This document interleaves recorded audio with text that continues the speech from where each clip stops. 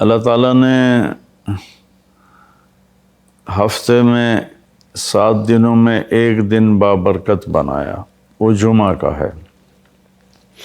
اللہ تعالیٰ نے قوم یہود سے کہا کہ میرے علم میں ایک دن ہے بہت برکت والا، وہ تم ڈھونڈو اور چن لو۔ تو انہوں نے خطا کھائی اور ہفتے کا دن چن لیا۔ ہفتے کو یہودی عبادت کرتے ہیں، کام نہیں کرتے۔ پھر اللہ تعالیٰ نے عیسیٰ علیہ السلام کی قوم سے کہا کہ ایک دن میرے بارگاہ میں بہت بابرکت ہے، دعائیں قبول ہوتی ہیں، اسے تم ڈھونڈو۔ ان پہ چھوڑا تو انہوں نے اتوار چن لیا۔ لیکن جب ہماری باری آئی تو اللہ نے ہمیں نہیں کہا کہ ڈھونڈو۔ اللہ نے اپنے محبوب کی محبت میں جناب رسول اللہ صلی اللہ تعالیٰ علیہ وسلم کی طفیل اللہ تعالیٰ نے ہمیں خود بتا دیا کہ وہ جمعہ کی رات ہے اور جمعہ کا دن ہے۔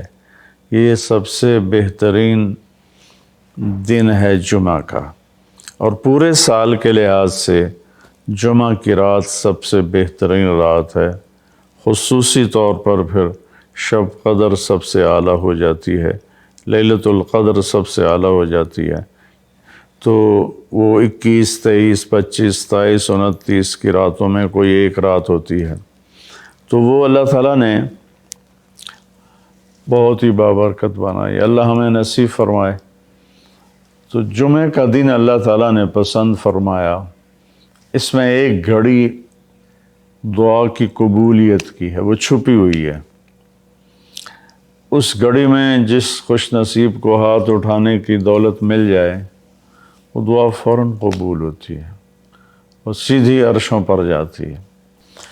علماء نے اس میں تحقیق کی، ہر ایک نے اپنے اپنے خیال کے مطابق۔ بعضوں کے نزدیک جب امام خطبے کے لیے ممبر پہ آتا ہے تو وہ دعا کی قبولیت کا وقت ہے۔ بعضوں کے نزدیک جب دو خطبوں کے درمیان بیٹھتا ہے تو وہ وقت دعا کی قبولیت کا ہے۔ اور بعضوں کے نزدیک عصر سے مغرب کے درمیان کوئی بھی گھڑی اللہ کی بارگاہ میں دعا کی قبولیت کی ہوتی ہے۔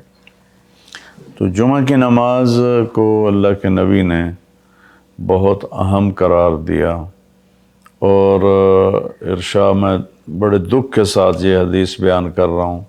میرے نبی نے فرمایا جو 3 جمعے مسلسل چھوڑ دیتا ہے وہ میری ملت سے خارج ہو جاتا ہے، میری امت سے خارج ہو جاتا ہے۔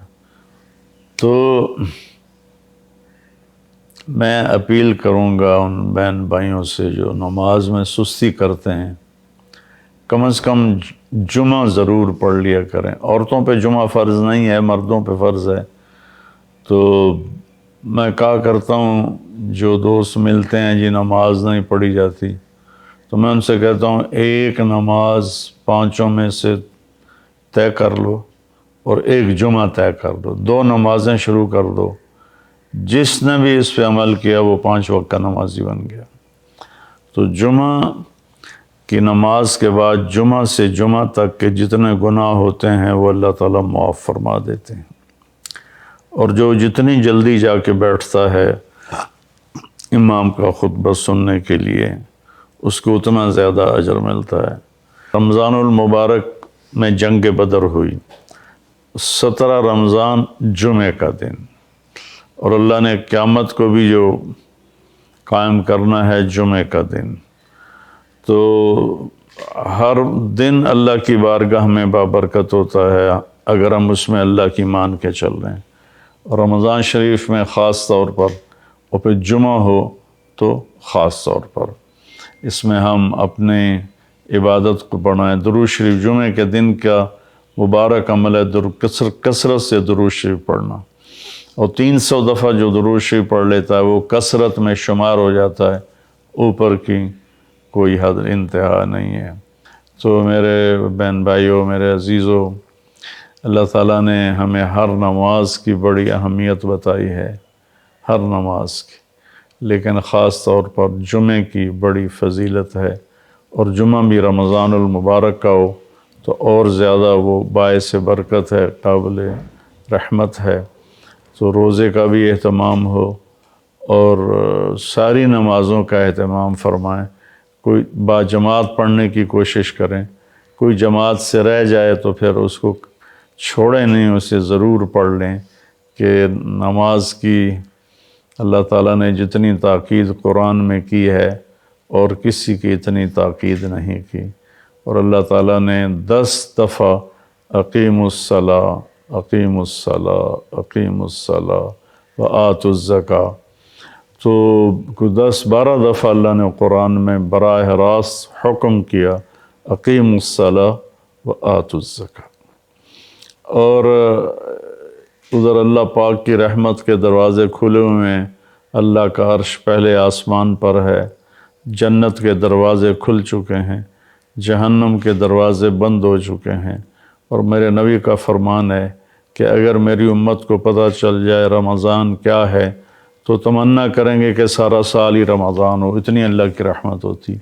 اللہ نے فضل فرمایا، صرف 1 مہینے کے لیے ہمیں اللہ تعالیٰ نے اس کا پابند کیا۔ تو میرے بھائی بہنوں، اس مہینے کو قیمتی بناؤ۔